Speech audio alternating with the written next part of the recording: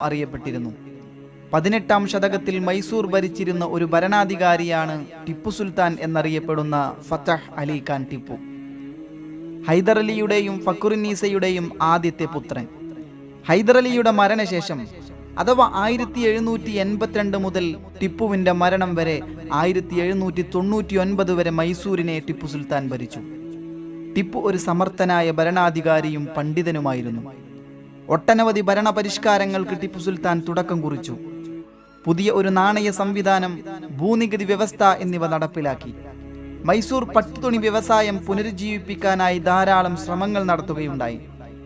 British സാമ്രാജ്യത്വത്തിനെതിരെയുള്ള യുദ്ധങ്ങളിൽ പല നൂതന യുദ്ധോപകരണങ്ങളും ടിപ്പു സുൽത്താൻ പ്രയോഗിക്കുകയുണ്ടായി. 1782 പിതാവിൻ്റെ മരണശേഷം കൃഷ്ണനാദിയും പശ്ചിമഘട്ടവും അറബിക്കടലും അതിർത്തിയായുള്ള ഒരു വലിയ സാമ്രാജ്യത്വത്തിൻ്റെ അധിപനായി ടിപ്പു മാറിയിരുന്നു. Kannada, Hindustani, Persian, Arabic, French എന്നിങ്ങനെ വ്യത്യസ്തമായ 5 ഭാഷകളിൽ പ്രാവീണ്യമുള്ള ഒരു ഭരണാധികാരിയായിരുന്നു ടിപ്പു സുൽത്താൻ. ബ്രിട്ടീഷുകാർക്കെതിരെ ഫ്രഞ്ച് സൈന്യവുമായി ചേർന്ന് യുദ്ധം നയിച്ചിട്ടുണ്ട്. 2-ാം മൈസൂർ യുദ്ധത്തിലുൾപ്പെടെ പ്രധാനപ്പെട്ട വിജയങ്ങൾ നേടുകയുണ്ടായി. അയൽ രാജ്യങ്ങളെ കീഴ്പ്പെടുത്തിയും ബ്രിട്ടീഷുകാർക്കെതിരെ സന്ധിയില്ലാ സമരം ചെയ്തും ടിപ്പു തന്റെ സാമ്രാജ്യം വികസിപ്പിച്ചുകൊണ്ടിരുന്നു. തടവിലാക്കപ്പെട്ടവരോട് ടിപ്പു സുൽത്താന്റെ ശിക്ഷാരീതികൾ വളരെയധികം വ്യത്യസ്തത നിറഞ്ഞതായിരുന്നു. ബ്രിട്ടീഷുകാരോടെതിരിടാൻ അയൽ രാജ്യങ്ങളുമായി ടിപ്പു സുൽത്താൻ സഖ്യം ശ്രമിച്ചു. ബ്രിട്ടീഷ് ഈസ്റ്റ് ഇന്ത്യ കമ്പനിയുടെ പ്രധാന ശത്രുവായിരുന്നു മഹാനായ ടിപ്പു സുൽത്താൻ. 2-ാം മൈസൂർ യുദ്ധത്തിനു ശേഷം ബ്രിട്ടീഷുകാരുമായി ഉണ്ടാക്കിയ പല കരാറുകളും ടിപ്പു ലംഘിച്ചു. 4-ാം മൈസൂർ യുദ്ധത്തിൽ ബ്രിട്ടീഷുകാരുടെയും ഹൈദരാബാദ് നൈസാമിന്റെയും സംയുക്ത ആക്രമണത്തിനിടയിൽ ടിപ്പു ചതിയിലൂടെ കൊല ചെയ്യപ്പെട്ടു. ഭൂപരിഷ്കരണം ഫലപ്രദമായി നടപ്പിലാക്കിയ ഒരു ഭരണാധികാരി കൂടിയായിരുന്നു ടിപ്പു സുൽത്താൻ. ഇന്നത്തെ കോലാർ ജില്ലയിലുള്ള ദേവനഹള്ളിയിലാണ് ടിപ്പു സുൽത്താൻ ജനിച്ചത്. 1750 നവംബർ 10-നായിരുന്നു അത്. വിശുദ്ധനായ ടിപ്പു മസ്താൻ ഔലിയയുടെ പേരിനോട് സാമീപ്യമുള്ള ടിപ്പു സുൽത്താൻ എന്ന പേരാണ് മാതാപിതാക്കൾ ഈ കുട്ടിക്ക് നൽകിയത്. പിതാവായ ഹൈദരലി എന്ന് മൈസൂരിന്റെ ഭരണം നടത്തുകയായിരുന്നു. ടിപ്പുവിന് 10 വയസ്സുള്ളപ്പോൾ ഹൈദരലി ശ്രീരംഗപട്ടണം വിട്ട് പലായനം ചെയ്യുകയുണ്ടായി. തനിക്കു നേരെ വരുന്ന ആക്രമണത്തെ ഭയന്നാണ് അന്ന് ടിപ്പുവിനെ തന്റെ കുടുംബത്തോടൊപ്പം വിട്ട് അദ്ദേഹം മറ്റൊരു സ്ഥലത്തേക്ക് രക്ഷപ്പെട്ടത്. പിന്നീട് ഹൈദരലി ശ്രീരംഗപട്ടണം തിരിച്ചു പിടിച്ചപ്പോൾ തന്റെ കുടുംബത്തെ സുരക്ഷിതമായ ബാംഗ്ലൂരിലേക്ക് മാറ്റി. സൗകര്യമായ വിദ്യാഭ്യാസം ലഭിക്കാതിരുന്ന ഹൈദർ പക്ഷെ തന്റെ മകന് നല്ല വിദ്യാഭ്യാസം നൽകുന്നതിൽ ശ്രദ്ധിച്ചു. മിടുക്കരായ അധ്യാപകരെ കൊണ്ട് അദ്ദേഹം ടിപ്പുവിനെ പരിശീലിപ്പിച്ചു. കുതിരസവാരിയും വാൾപ്പയറ്റും മറ്റു ആയോധന കലകളിലും ടിപ്പുവിന് പരിശീലനം നൽകപ്പെട്ടു. ഹൈദർ മലബാറിനെ ആക്രമിച്ചപ്പോൾ ബാലനായിരുന്ന ടിപ്പുവും ആ സൈന്യത്തിൽ പിതാവിനെ സഹായിക്കാനുണ്ടായിരുന്നു. ബാലനായിരിക്കുമ്പോൾ തന്നെ യുദ്ധതന്ത്രങ്ങളിലും ഭരണകാര്യങ്ങളിലും ടിപ്പു സുൽത്താൻ താൽപര്യം പ്രകടിപ്പിച്ചിരുന്നു. 18-ാം നൂറ്റാണ്ടിന്റെ അവസാന 3 ദശാബ്ദങ്ങളിൽ മൈസൂർ രാജ്യവും ബ്രിട്ടീഷ് ഈസ്റ്റ് ഇന്ത്യ കമ്പനിയും തമ്മിൽ നടന്ന യുദ്ധ പരമ്പരയാണ് ആംഗ്ലോ മൈസൂർ യുദ്ധങ്ങൾ എന്ന പേരിൽ അറിയപ്പെടുന്നത്. ഇതിൽ 4-ാമത്തെ യുദ്ധം 1798 1799 ഹൈദരലിയുടെയും ടിപ്പു സുൽത്താന്റെയും രാജഭരണത്തിന് അന്ത്യം കുറിക്കുകയും 1799 ടിപ്പു സുൽത്താൻ ധീരമായ ചെറുത്തുനിൽപ്പുകൾക്കൊടുവിൽ ശ്രീരംഗപട്ടണത്ത് വെച്ച് ബ്രിട്ടീഷുകാരാൽ കൊല്ലപ്പെടുകയും ചെയ്തു. ടിപ്പുവിന്റെ പതനശേഷം മൈസൂർ രാജ്യത്തിന്റെ സിംഹഭാഗവും ബ്രിട്ടന്റെ കീഴിലാവുകയും മറ്റു പ്രദേശങ്ങൾ ബ്രിട്ടീഷ് അനുകൂല സഖ്യകക്ഷികളായ കർണാടക നവാബ്, ഹൈദരാബാദ് നൈസാം, മാറാത്തർ എന്നിവർക്ക് പങ്കുവെച്ച് നൽകുകയും ചെയ്തു. ആദ്യമായി ദീർഘദൂര ഇരുമ്പ് കവചിത മിസൈലുകൾ മൈസൂർ ഉപയോഗിച്ചതും ഈ യുദ്ധ പരമ്പരയിലാണ്. 1-ാം ആംഗ്ലോ മൈസൂർ യുദ്ധം 1767 മുതൽ 1769 വരെ. 1767 മാറാത്ത് രാജവംശത്തിലെ മാധവറാവു ഒന്നാമൻ മൈസൂരിനെ ആക്രമിച്ചതിനെ തുടർന്നാണ് 1-ാം മൈസൂർ യുദ്ധത്തിന് കളമൊരുങ്ങുന്നത്. പക്ഷേ ഈ യുദ്ധം രൂക്ഷമാകുന്നതിന് മുമ്പ് തന്നെ ഹൈദരലി 30 ലക്ഷം രൂപ മാറാത്തർക്ക് നൽകി ഒരു സമാധാന സന്ധിയിൽ എത്തിച്ചേർന്നു. പക്ഷേ 1767 തന്നെ ഈസ്റ്റ് ഇന്ത്യ കമ്പനിയുടെ കേണൽ സ്മിത്ത്, മാറാത്തർ, മാധവറാവു ഒന്നാമൻ, ഹൈദരാബാദ് നൈസാം, അസഫ് ജാ രണ്ടാമൻ, കർണാടക നവാബ് അഥവാ മുഹമ്മദ് വലിജ എന്നിവർ സഖ്യം ചേർന്ന് മൈസൂരിനെ ആക്രമിക്കുകയുണ്ടായി. ഇത് 2 വർഷത്തോളം നീണ്ടു നിൽക്കുന്ന വലിയ ഒരു യുദ്ധത്തിൽ കലാശിക്കുകയുണ്ടായി. ഈ യുദ്ധ പരമ്പരയാണ് 1-ാം ആംഗ്ലോ മൈസൂർ യുദ്ധം എന്ന പേരിൽ അറിയപ്പെടുന്നത്.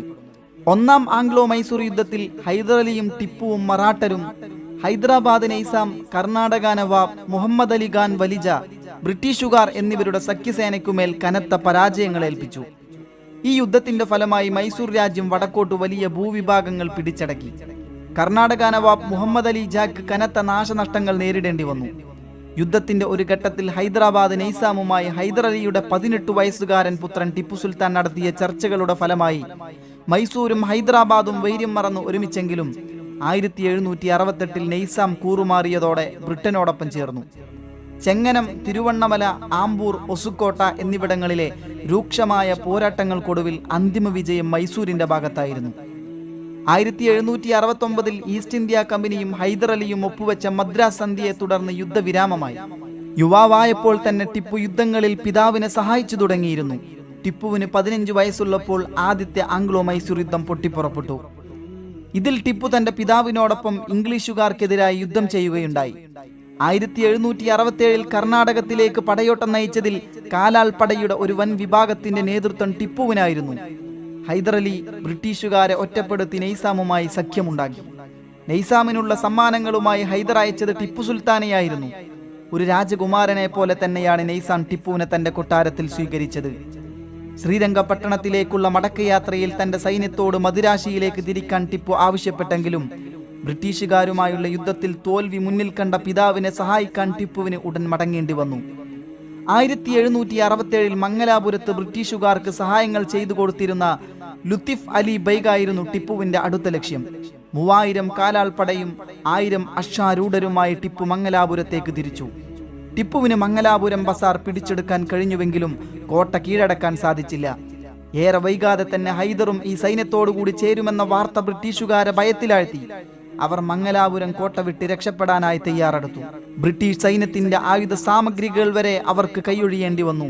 ടിപ്പുവിന്റെ കൂടെ ഹൈദർ കൂടെ ചേർന്നതോടെ ബ്രിട്ടീഷുകാർക്ക് പിടിച്ചു നിൽക്കാൻ കഴിഞ്ഞില്ല.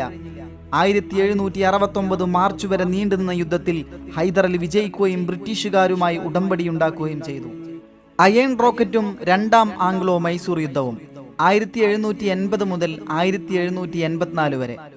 1778 യൂറോപ്പിൽ ഫ്രാൻസും ബ്രിട്ടനും തമ്മിൽ തുടങ്ങിവെച്ച യുദ്ധം 1779 ഇന്ത്യയിലും പ്രതിഫലിച്ചു. ഇതിനെ തുടർന്ന് ഫ്രാൻസിന്റെ അധീനതയിലുള്ള പോണ്ടിച്ചേരി, മാഹി മുതലായ പ്രദേശങ്ങളിൽ ഈസ്റ്റ് ഇന്ത്യ കമ്പനി കൈവച്ചു. മാഹി ഹൈദറിന്റെ തന്ത്രപ്രധാന മേഖലകളിൽ ഒന്നായിരുന്നു. മാഹിയിൽ നിന്നായിരുന്നു ഹൈദർ ഫ്രാൻസിന്റെ ആയുധങ്ങൾ സ്വീകരിച്ചിരുന്നത്. അതുകൂടാതെ മാഹി കമ്പനി കൈവശപ്പെടുത്തിയാൽ തന്റെ മലബാർ പ്രവിശ്യയ്ക്ക് ഭീഷണിയാകുമെന്ന് മനസ്സിലാക്കിയ ഹൈദർ ഫ്രാൻസിന്റെയും ഡച്ചുകാരുടെയും സഹായത്തോടെ കമ്പനിക്കെതിരെ യുദ്ധം പ്രഖ്യാപിച്ചു. പോർട്ടിനാവ, പോളിലൂർ, ഷോളിംഗൂർ എന്നിവിടങ്ങളിൽ ആ കൂട്ടിനു മുന്നിൽ ഹൈദർ പരാജയം രുചിച്ചു. യുദ്ധം ആരംഭിച്ച ഘട്ടം തന്നെ മലബാർ രാജാക്കന്മാരും കമ്പനിയും സഖ്യത്തിലേർപ്പെട്ടു മൈസൂരിനെതിരെ തിരിഞ്ഞു. ഇതിനെ തുടർന്ന് സർദാർ ഖാൻ തലശ്ശേരി ഫാക്ടർ കീഴടക്കി. മയ്യഴി, കുറച്ചി, ധർമ്മടം എന്നിവിടങ്ങളിൽ മൈസൂർ ആധിപത്യം സ്ഥാപിക്കുകയും ചെയ്തു. 1782 മെയ് 7 തിരുവങ്ങോട് സൈനിക കേന്ദ്രമാക്കി മേജർ ആബിങ്ങാടൻ സർദാർ ഖാനെ നേരിടുകയും മയ്യഴിയിൽ വെച്ച് സർദാർ ഖാനെ കീഴ്പ്പെടുത്തുകയും ചെയ്തു. ടിപ്പുവിന്റെ അമ്മാവൻ മക്തൂം അലി തിരുരങ്ങാടിയിൽ വെച്ച് കൊലപ്പെടുകയും പാലക്കാടൊഴികെ എല്ലാ കോട്ടകളും കമ്പനി കൈവശപ്പെടുത്തുകയും ചെയ്തു. ഈ അവസരത്തിൽ ടിപ്പു കമ്പനിയെ നേരിടാൻ ഫ്രഞ്ച് കമാൻഡർ ലാലിയോടൊപ്പം എത്തിച്ചേർന്നു. പൊന്നാനിപ്പുഴയുടെ തീരത്ത് വെച്ച് ടിപ്പു സുൽത്താൻ 1782 തന്റെ പിതാവ് ഹൈദർ അലി മരണപ്പെട്ടതറിഞ്ഞ് മൈസൂരിനെ തിരിക്കുകയും പൂർണ്ണമായ യുദ്ധ ചുമതല ഏറ്റെടുക്കുകയും ചെയ്തു. ടിപ്പു സുൽത്താൻ ഒരു ശക്തനും ധീരനുമായ സൈനിക നേതാവായി ഉയർന്നു വരുന്നതിന് വേദിയായ യുദ്ധമായിരുന്നു ഇത്. 1782 ഏപ്രിലിൽ ജനറൽ മാത്യുസ് കാനറ ക്രിസ്ത്യൻസിന്റെയും അയാസ് ഖാന്റെയും സഹായത്തോടെ ബദനൂർ കോട്ട കീഴടക്കിയെങ്കിലും വൈകാതെ ടിപ്പു സുൽത്താൻ ബദനൂർ കോട്ട തിരികെ പിടിച്ചു. മംഗലാപുരത്തെ ബന്ദർകോട്ട ടിപ്പുവും ഫ്രാൻസും കീഴടക്കുന്നതിനിടയിൽ യൂറോപ്പിൽ ബ്രിട്ടനും ഫ്രാൻസും സമാധാന സന്ധി ഒപ്പിട്ടതിനാൽ 1783 കൊസിഞ്ഞയുടെ നേതൃത്വത്തിലുള്ള ഫ്രാൻസ് സൈന്യം യുദ്ധത്തിൽ പിന്മാറുകയും ടിപ്പു അവർക്ക് സുരക്ഷിത പാതയൊരുക്കുകയും ചെയ്തു. പിന്നീട് മൈസൂർ ഭടന്മാർ കിഴക്ക് നിന്നുള്ള ബ്രിട്ടീഷ് സൈന്യങ്ങളെ തോൽപ്പിച്ചു. വടക്ക് നിന്നുള്ള മറാത്ത ഹൈദരാബാദ് ആക്രമണത്തെ തുരത്തി. തെക്കുള്ള ഭൂഭാഗങ്ങൾ പിടിച്ചടക്കി. കർണാടക തലസ്ഥാനമായിരുന്ന ആർക്കോട്ട് പിടിച്ചടക്കി. ഈ യുദ്ധം മൂലം സൗത്ത് ഇന്ത്യയിലെ ഈസ്റ്റ് ഇന്ത്യൻ കമ്പനിയുടെ സ്വാധീനം നഷ്ടപ്പെട്ടു. പൊള്ളിലൂർ യുദ്ധങ്ങളിൽ ആദ്യമായി മൈസൂർ സൈന്യം റോക്കറ്റ് ആക്രമണം നടത്തി. 2 കിലോമീറ്ററോളം സഞ്ചരിക്കാനുള്ള കഴിവ് ഈ അയൺ റോക്കറ്റിനുണ്ടായിരുന്നു. മൈസൂരിയൻ റോക്കറ്റിന്റെ പരിഷ്കൃത രൂപമായിരുന്നു നെപ്പോളിയനെതിരെയുള്ള യുദ്ധങ്ങളിൽ ബ്രിട്ടൻ പ്രയോഗിച്ചത്. 1784 ടിപ്പുവുമായി ഈസ്റ്റ് ഇന്ത്യ കമ്പനി മംഗലാപുരം സന്ധിയൊപ്പിടുകയും യുദ്ധം അവസാനിപ്പിക്കുകയും ചെയ്തു. ഒരു ഇന്ത്യൻ ഭരണാധികാരിയുടെ വ്യവസ്ഥകൾ പൂർണ്ണമായും അംഗീകരിക്കേണ്ടി വന്ന ഒരു കരാർ കൂടിയായിരുന്നു ഇത്. ഇരുമ്പ് കവചമുള്ള അയൺ റോക്കറ്റുകൾ ആദ്യമായി യുദ്ധത്തിന് ഉപയോഗിച്ചത് ടിപ്പു സുൽത്താനാണ്. ബ്രിട്ടീഷുകാരുമായുള്ള ഗുണ്ടൂർ 1780, പൊള്ളിലൂർ 1780 സെപ്റ്റംബർ യുദ്ധത്തിലും 1792ലെയും 1797ലെയും ശ്രീരംഗപട്ടണം യുദ്ധത്തിലുമെല്ലാം ടിപ്പുവിന് മേൽക്കൈ നേടാനായത് അദ്ദേഹത്തിന്റെ റോക്കറ്റ് റെജിമെന്റിന്റെ സഹായം കൊണ്ടാണ്.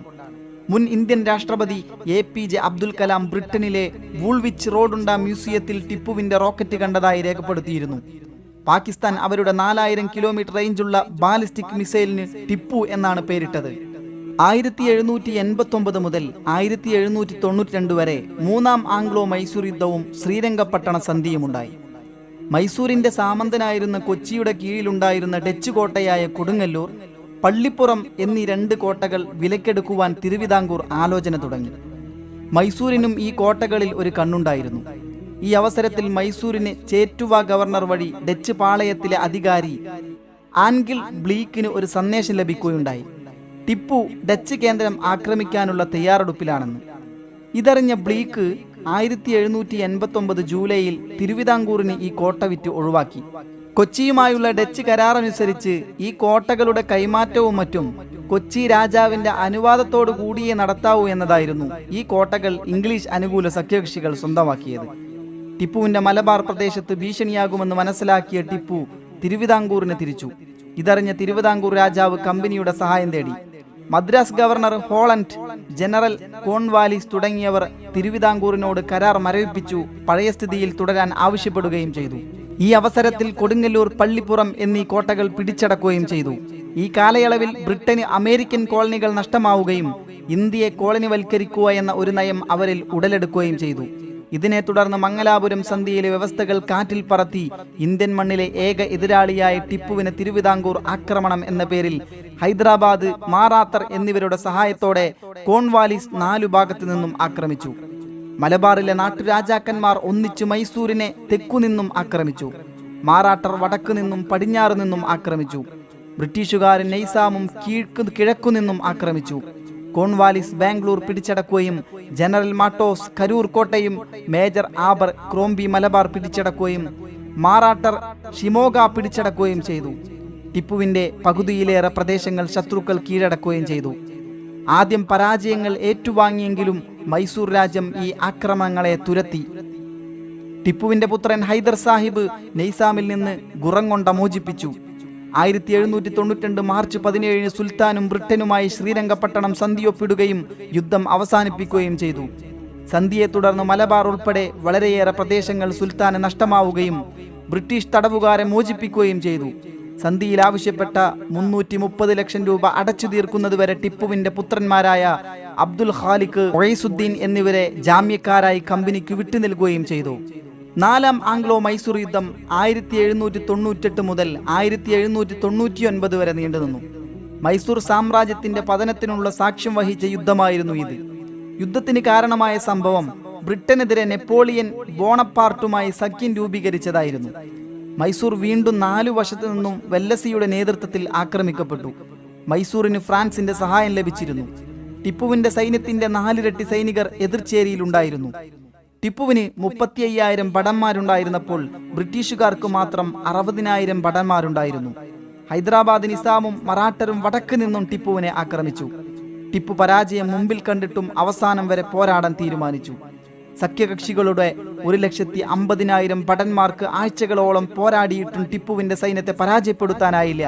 ഇതിൽ പിന്നെ ബ്രിട്ടീഷുകാർ ടിപ്പുവിന്റെ ഏറ്റവും വിശ്വസ്തരായ 2 മന്ത്രിമാരായ മീർ സാദിഖിനെയും ദിവാൻ പൂർണ്ണയെയും കൂറുമാറ്റാൻ ശ്രമിച്ചു. ടിപ്പുവിനെ ചതിക്കാൻ മീർ സാദിഖിനെയും പൂർണ്ണയെയും പ്രേരിപ്പിക്കുന്നതിൽ ബ്രിട്ടീഷുകാർ വിജയിച്ചു. മീർ സാദിഖിന്റെ ചതിയെ തുടർന്ന് ബ്രിട്ടീഷുകാർ 1799 വെല്ലസി പ്രഭുവിന്റെ നേതൃത്വത്തിൽ ശ്രീരംഗപട്ടണം കോട്ടയിൽ ആക്രമിച്ചു കയറി. ശ്രീരംഗപട്ടണം കോട്ടയിൽ ശത്രുക്കൾ എത്തിച്ചേർന്നപ്പോൾ രഹസ്യ വഴിയിലൂടെ രക്ഷപ്പെടാൻ ഫ്രാൻസ് പട്ടാള മേധാവി ചാപ്പയൂസ് ഉപദേശിച്ചിരുന്നു. പക്ഷേ ടിപ്പു ഇത് ചെവികൊണ്ടില്ല എന്ന് ഫ്രാൻസിന്റെ രേഖകൾ വ്യക്തമാക്കുന്നു. ടിപ്പു യുദ്ധം ചെയ്ത് ധീരമായി തന്നെ മരിച്ചു. 4 ശത്രുക്കളെയെങ്കിലും ടിപ്പു ഒറ്റയ്ക്ക് കൊന്നെങ്കിലും ബ്രിട്ടീഷ് വെടിയുണ്ടകൾ കൊണ്ട് ടിപ്പു മരിച്ചു വീണു. മൈസൂർ രാജ്യത്തിന്റെ ഭൂരിഭാഗം ഭൂമിയും ബ്രിട്ടീഷുകാർ പിടിച്ചെടുത്തു. ബാക്കി ഹൈദരാബാദ് നിസാമിനും മറാഠർക്കും നൽകി. ഒരു ചെറിയ ഭാഗം വടയാർ രാജകുടുംബത്തിലെ രാജാവിന് നൽകി. പൂർണ്ണയ്യ രാജാവിന്റെ ദിവാനായി മാറുകയും മീർ സാദിഖ് സ്വന്തം സൈനികരുടെ തന്നെ കൊലക്കത്തിക്കരയായി. 1947 മൈസൂർ രാജ്യം ഇന്ത്യൻ യൂണിയനിൽ കൂട്ടിച്ചേർക്കുന്നതുവരെ വടയാർ രാജവംശം മൈസൂർ രാജ്യം ഭരിച്ചു. കിഴക്കേ ഇന്ത്യയിൽ പ്ലാസി യുദ്ധം 1757, ബാക്സാർ യുദ്ധം 1764 എന്നിവ ബ്രിട്ടീഷ് ആധിപത്യം ഉറപ്പിച്ചെങ്കിൽ ആംഗ്ലോ മൈസൂർ യുദ്ധങ്ങളും 1766 മുതൽ 1799 വരെ ആംഗ്ലോ മറാഠ യുദ്ധങ്ങളും 1775 മുതൽ 1818 തെക്കേ ഏഷ്യയിൽ ബ്രിട്ടീഷ് ആധിപത്യം ഉറപ്പിച്ചു. ഇവ ഇന്ത്യയിൽ ബ്രിട്ടീഷ് സാമ്രാജ്യത്തിന്റെ സ്ഥാപനത്തിന് കാരണമായി. തന്റെ രാജ്യത്തിന്റെ വൈജ്ഞാനിക പുരോഗതി ലക്ഷ്യം വെച്ച് ടിപ്പു സുൽത്താൻ ഒരു ലൈബ്രറി സ്ഥാപിക്കുകയുണ്ടായി. അദ്ദേഹം വലിയൊരു ഗ്രന്ഥശേഖരത്തിന്റെ ഉടമയായിരുന്നു. പുസ്തകങ്ങളെ സ്നേഹിക്കുകയും വായനയെ പ്രോത്സാഹിപ്പിക്കുകയും ചെയ്തു. അദ്ദേഹം അറബി, പേർഷ്യൻ, ഹിന്ദുസ്ഥാനി ഭാഷകളിലായി 2000-ഓളം വാള്യങ്ങളാണ് ഈ ശേഖരത്തിലുണ്ടായിരുന്നത്. പല പുസ്തകങ്ങളും മനോഹരമായ കയ്യെഴുത്തിൽ എഴുതപ്പെട്ടവയും നല്ല നിലയിൽ ബൈൻഡ് ചെയ്യപ്പെട്ടവയുമായിരുന്നു. ഇവയുടെ ഒരു catalogue the oriental library of Tipu Sultan എന്ന പേരിൽ ചാൾസ് സ്റ്റുവർട്ട് എന്ന പ്രൊഫസർ തയ്യാറാക്കി കാംബ്രിഡ്ജ് യൂണിവേഴ്സിറ്റി പ്രസ് പ്രസിദ്ധീകരിച്ചിട്ടുണ്ട്. ഇതിൽ 68 വൈദ്യശാസ്ത്ര പുസ്തകങ്ങൾ ഉണ്ടായിരുന്നു. ഗ്രന്ഥങ്ങൾ ശേഖരിക്കുക മാത്രമല്ല, അവ വിവർത്തനം ചെയ്യാൻ കൂടി അദ്ദേഹത്തിന്റെ കീഴിൽ ശ്രമങ്ങൾ നടന്നിരുന്നു. ടിപ്പുവിന്റെ പതനശേഷം ബ്രിട്ടീഷ് ഭരണകൂടം ഈ ഗ്രന്ഥശാല നിലനിർത്തുകയുണ്ടായി. ശേഖരത്തിലെ ചില പുസ്തകങ്ങളുടെ കയ്യെഴുത്ത് പ്രതികൾ ഏഷ്യാറ്റിക് സൊസൈറ്റി, കാംബ്രിഡ്ജ്, ഓക്സ്ഫോർഡ് യൂണിവേഴ്സിറ്റികൾ, ഈസ്റ്റ് ഇന്ത്യ കമ്പനി എന്നിവയ്ക്ക് കൈമാറി. ഒരു മുസ്ലിം ഭരണാധികാരിയായിരുന്നുവെങ്കിലും മറ്റു മതങ്ങളോട് അദ്ദേഹത്തിന് വിരോധമുണ്ടായിരുന്നില്ല. ഹൈന്ദവർക്കു വേണ്ടി ചെയ്ത കാര്യങ്ങളും മൈസൂരിൽ സ്ഥാപിച്ച ക്രൈസ്തവ ദേവാലയങ്ങളും ഇതിനുദാഹരണമായി ചരിത്രകാരന്മാർ ചൂണ്ടിക്കാണിക്കുന്നു. പടയോട്ടക്കാലത്ത് ക്ഷേത്രങ്ങൾ തകർത്തെങ്കിലും പിന്നീട് ക്ഷേത്രങ്ങൾക്ക് ഉദാരമായ സംഭാവനകൾ ടിപ്പു സുൽത്താൻ നൽകിയിട്ടുണ്ടെന്നും മാറാത്തക്കാർ ആക്രമിച്ച് നശിപ്പിച്ച ശൃംഗേരി മഠം പുനർനിർമ്മിക്കാൻ ടിപ്പു സുൽത്താൻ സഹായിച്ചു എന്നും KN പണിക്കർ പറയുന്നുണ്ട്. ശ്രീരംഗപട്ടണത്തിലെ ടിപ്പുവിന്റെ കോട്ടയ്ക്കുള്ളിൽ തന്നെ ഹൈന്ദവ ക്ഷേത്രം നിലനിന്നിരുന്നു. പാലക്കാട് ടിപ്പു സുൽത്താൻ കോട്ടയുടെ കവാടത്തിനരികിൽ ഇപ്പോഴും ഹനുമാൻ ക്ഷേത്രമുണ്ട്. വാർഷിക ഗ്രാന്റ് നൽകപ്പെട്ടിരുന്ന 156 അമ്പലങ്ങളുടെ പട്ടിക മൈസൂർ ഗസറ്റ് എഡിറ്റർ ശ്രീകാന്തയെ രേഖപ്പെടുത്തിയിട്ടുണ്ട്. ഇതിന്റെ രേഖകളും ഭൂമിദാനത്തിന്റെയും ധനസഹായത്തിന്റെയും ഭാഗമായി നടന്ന കത്തിടപാടുകളും കണ്ടെത്തിയിട്ടുണ്ട്. 1782 മുതൽ 1799 വരെ സുൽത്താൻ ധനസഹായം നൽകിയതിന്റെ 34 പത്രങ്ങൾ പുറപ്പെടുവിപ്പിച്ചിട്ടുണ്ട്. നഞ്ചൻകുണ്ടിലെ ശ്രീകണ്ഠേശ്വര ക്ഷേത്രത്തിൽ ടിപ്പുവിന്റെ സമ്മാനം ഇന്നും നിലവിലുണ്ട്. ശ്രീരംഗപട്ടണത്തിലുള്ള രംഗനാഥ ക്ഷേത്രത്തിലേക്ക് പച്ച ശിവലിംഗവും വെള്ളപാത്രങ്ങളും സംഭാവന ചെയ്തിട്ടുണ്ട്. ടിപ്പുവിന്റെ കൊട്ടാരത്തിന്റെ തൊട്ടടുത്ത് തന്നെയാണ് ഈ ക്ഷേത്രം നിലകൊള്ളുന്നത്. കലാലയിലുള്ള ലക്ഷ്മികാന്ത ക്ഷേത്രത്തിലേക്കും അദ്ദേഹം വെള്ളപാത്രങ്ങൾ സംഭാവന ചെയ്യുകയുണ്ടായി. ഗുരുവായൂർ ക്ഷേത്രത്തിന് 458.32 ഏക്കർ തോട്ടവും 46.2 ഏക്കർ കൃഷിഭൂമിയും നൽകിയിട്ടുണ്ട്. മണ്ണൂർ ക്ഷേത്രത്തിന് ചേലാമ്പ്രയ്ക്ക് 73.71 ഏക്കറും വൈലത്തൂർ തിരുവഞ്ചിക്കുളം ശിവക്ഷേത്രത്തിന് 212.11 ഏക്കറും കോഴിക്കോട് കസബയിലെ തൃക്കണ്ടിയൂർ വേട്ടക്കൊരുമുഖൻ കാവ് ക്ഷേത്രത്തിന് 196.6 ഏക്കർ എന്നിവയും നൽകിയിരുന്നു. ഹൈദരാലിയും ടിപ്പുവും ശൃംഗേരി മഠവുമായി നല്ല ബന്ധം സൂക്ഷിച്ചിരുന്നു. 1791 മറാഠ സൈന്യം ശൃംഗേരി മഠം ആക്രമിച്ചോ കൊള്ളയടിച്ചപ്പോൾ മഠാധിപതി ടിപ്പുവിന്റെ സഹായം തേടുകയുണ്ടായി. ഉടൻ തന്നെ ബിദുനൂർ ഗവർണർ മുഖേന ധനസഹായവും മറ്റ് സമ്മാനങ്ങളും എത്തിക്കുകയുണ്ടായി. ടിപ്പുവിന്റെ ഭരണയന്ത്രത്തിൽ പ്രധാന സ്ഥാനങ്ങളിൽ വരെ മറ്റു മതസ്ഥർ നിയുക്തരായിരുന്നു. പ്രധാനമന്ത്രിയായിരുന്ന പൂർണ്ണയ്യ, ധനമന്ത്രി കൃഷ്ണറാവു, ക്രമസമാധാന വകുപ്പ് കൈകാര്യം ചെയ്തിരുന്ന ശ്യാമയ്യ അയ്യങ്കാർ, രംഗയ്യങ്കാർ, സുബ്ബറാവു, മൂൽചന്ദ്, സുജൻ റായ് എന്നിവർ അവരിൽ പ്രധാനികളാണ്. ടിപ്പു സുൽത്താന്റെ ഭരണം കേരളത്തിലേക്കുള്ള പാതകളുടെ വികാസത്തിൽ കാര്യമായ പങ്കുവഹിച്ചിട്ടുണ്ട്. ഇപ്പോൾ ദേശീയപാത 212 മാറ്റിയ സുൽത്താൻ ബത്തേരി മൈസൂർ റോഡ് വാഹന ഗതാഗതത്തിന് പറ്റിയ രീതിയിൽ പുനർനിർമ്മിച്ചത് ടിപ്പു സുൽത്താനാണ്. ഇത്രയും തന്ത്രപ്രധാനമായ ഒരു പാത അന്നുവരെ നിർമ്മിക്കപ്പെട്ടിട്ടില്ല എന്ന അഭിപ്രായമുണ്ട്. ഇനിയും ഒരുപാട് ടിപ്പു സുൽത്താനെ കുറിച്ചുള്ള കാര്യങ്ങൾ ചർച്ച ചെയ്യാനുണ്ട്. ഇൻഷാ അല്ലാഹ് വആഖിറു ദഅവാന അനിൽ ഹംദുലില്ലാഹി റബ്ബിൽ ആലമീൻ. അസ്സലാമു അലൈക്കും വറഹ്മത്തുള്ളാഹി വബറകാതുഹു.